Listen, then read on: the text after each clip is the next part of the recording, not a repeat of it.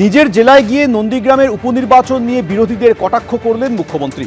স্থানীয় স্তরের নির্বাচনে কালীঘাট তৃণমূল, ঋতব্রত তৃণমূল কেউই লোক পাবে না। নন্দীগ্রামের নির্বাচন নিয়ে কোনো সন্দেহ আছে নাকি? তৃণমূল দুটো দাঁড়িয়েছিল, পুলিশ আর আইপ্যাক।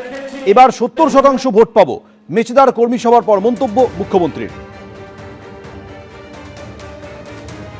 স্থানীয় স্তরের নির্বাচনে কালীঘাট তৃণমূল বলুন আর ঋত তৃণমূল বলুন, দুপক্ষরই বেহাল অবস্থা, লোক পাবেন। নন্দীগ্রাম নিয়ে কি আপনাদের কিছু দ্বিধাদ্বন্দ্ব আছে নাকি?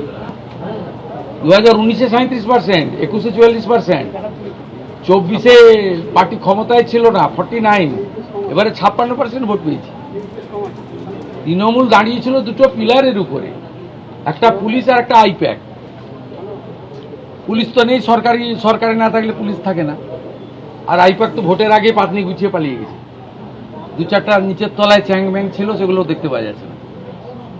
এরপরে কি দ্বিধাদ্বন্দ্ব আছে নাকি? 70% ভোট বিজেপি পাবে।